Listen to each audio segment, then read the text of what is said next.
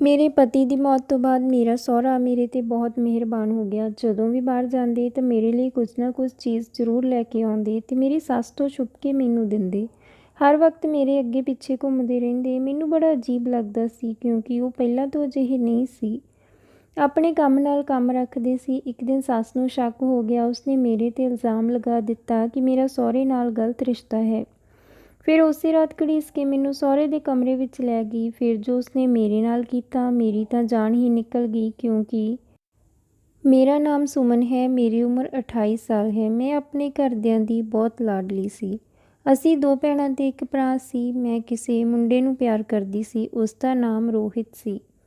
ਮੈਂ ਉਸ ਬਾਰੇ ਆਪਣੀ ਮਾਂ ਨਾਲ ਗੱਲ ਕੀਤੀ ਤਾਂ ਮਾਂ ਨੇ ਮੈਨੂੰ ਬਹੁਤ ਮਾਰਿਆ। ਨਾਲੇ ਕਿਹਾ, ਜੇ ਤੇਰੇ ਹਲਕ 'ਚੋਂ ਇਹ ਗੱਲ ਦੁਬਾਰਾ ਨਿਕਲੀ ਤਾਂ ਮੈਂ ਤੇਰੇ ਪਿਓ ਨੂੰ ਦੱਸ ਦੇਵਾਂਗੀ, ਫਿਰ ਉਹ ਤੈਨੂੰ ਜਾਨੋਂ ਮਾਰ ਦੇਣਗੇ।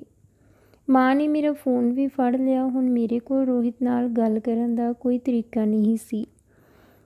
ਇਸੇ ਦੌਰਾਨ ਮੇਰੇ ਲਈ ਇੱਕ ਰਿਸ਼ਤਾ ਆਇਆ ਤਾਂ ਮਾਂ ਨੇ ਝੱਟ ਹਾਂ ਕਰ ਦਿੱਤੀ। ਮੈਂ ਵਿਆਹ ਨਹੀਂ ਕਰਨਾ ਚਾਹੁੰਦੀ ਸੀ ਕਿਉਂਕਿ ਮੈਂ ਰੋਹਿਤ ਨੂੰ ਪਸੰਦ ਕਰਦੀ ਸੀ, ਪਰ ਮੇਰੀ ਮਾਂ ਨੇ ਮੇਰੀ ਇੱਕ ਨਾ ਸੁਣੀ ਤੇ ਪਾਪਾ ਨੂੰ ਵੀ ਰੋਹਿਤ ਬਾਰੇ ਕੁਝ ਨਾ ਦੱਸਿਆ ਕਿਉਂਕਿ ਉਹ ਬਦਨਾਮੀ ਤੋਂ ਡਰਦੀ ਸੀ। ਮੈਂ ਨਾ ਚਾਹੁੰਦੇ ਹੋਏ ਵੀ ਵਿਆਹ ਕਰਵਾ ਲਿਆ ਤੇ ਆਪਣੇ ਘਰੋਂ ਵਿਦਾ ਹੋ ਗਈ। ਮਾਂ ਨੇ ਖਾਸ ਹਦਾਇਤ ਦੇ ਕੇ ਘਰੋਂ ਵਿਦਾ ਕੀਤਾ ਕਿ ਅੱਜ ਤੋਂ ਬਾਅਦ ਰੋਹਿਤ ਦਾ ਨਾਮ ਤੇਰੀ ਜ਼ੁਬਾਨ 'ਤੇ ਨਹੀਂ ਆਉਣਾ ਚਾਹੀਦਾ। ਮੇਰੇ ਪਤੀ ਦਾ ਸੁਭਾਅ ਬਹੁਤ ਚੰਗਾ ਸੀ। ਉਹ ਮੇਰੇ ਨਾਲ ਬਹੁਤ ਚੰਗਾ ਵਿਵਹਾਰ ਕਰਦਾ ਸੀ, ਪਰ ਇੱਕ ਦਿਨ ਮੈਨੂੰ ਰੋਹਿਤ ਦੀ ਬਹੁਤ ਯਾਦ ਆਉਣ ਲੱਗੀ। ਮੈਂ ਆਪਣੇ ਇੱਕ ਦੋਸਤ ਨੂੰ ਫੋਨ ਕਰਕੇ ਰੋਹਿਤ ਬਾਰੇ ਪੁੱਛਣ ਲੱਗੀ, ਪਰ ਮੇਰੀ ਸੱਸ ਨੇ ਇਹ ਸਭ ਸੁਣ ਲਿਆ।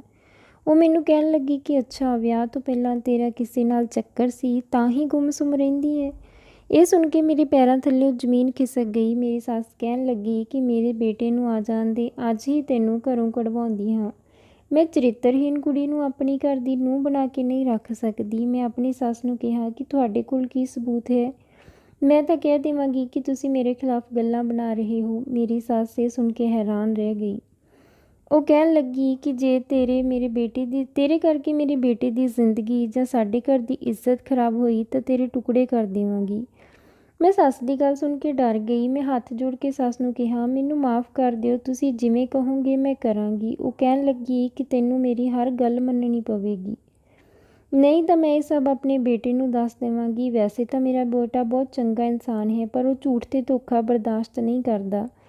ਮੈਂ ਬਹੁਤ ਡਰ ਗਈ। ਮੈਂ ਆਪਣੀ ਸੱਸ ਨੂੰ ਕਿਹਾ ਕਿ ਇਸ ਗੱਲ ਨੂੰ ਇੱਥੇ ਖ਼ਤਮ ਕਰਦੇ ਹਾਂ, ਮੈਂ ਅੱਜ ਤੋਂ ਬਾਅਦ ਉਸ ਮੁੰਡੇ ਦਾ ਜ਼ਿਕਰ ਨਹੀਂ ਕਰਾਂਗੀ। ਉਹ ਕਹਿਣ ਲੱਗੀ ਕਿ ਜਦੋਂ ਤੱਕ ਤੂੰ ਮੇਰੀ ਗੱਲ ਮੰਨੇਗੀ ਤਾਂ ਇਹ ਗੱਲ ਮੇਰੇ ਕੋਲ ਹੀ ਰਹੇਗੀ। ਮੇਰਾ ਅਤੀਤ ਮੇਰੇ ਸਿਰ 'ਤੇ ਤਲਵਾਰ ਦੀ ਤਰ੍ਹਾਂ ਲਟਕ ਰਿਹਾ ਸੀ। ਮੇਰੀ ਸੱਸ ਇਸ ਦਾ ਪੂਰਾ ਫਾਇਦਾ ਚੁੱਕ ਰਹੀ ਸੀ।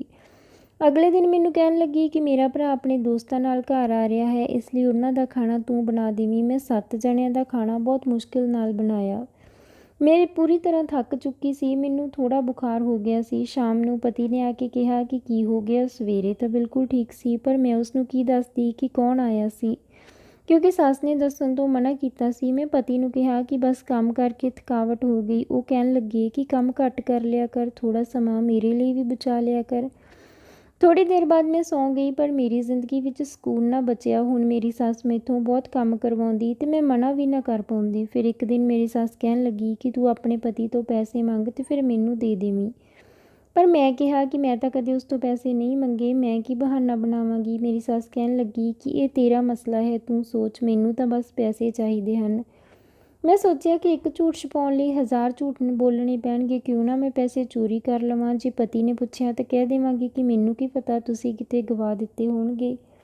ਸਵੇਰੇ ਮੇਰਾ ਪਤੀ ਬਾਥਰੂਮ ਵਿੱਚ ਸੀ। ਮੈਂ ਉਹਨਾਂ ਦੇ ਪਰਸ ਵਿੱਚੋਂ ਪੈਸੇ ਕੱਢ ਲਏ, ਪਰ ਮੇਰੇ ਪਤੀ ਨੇ ਮੈਨੂੰ ਦੇਖ ਲਿਆ। ਉਹ ਕਹਿਣ ਲੱਗੇ ਕਿ ਕੀ ਕਰ ਰਹੀ ਹੈ?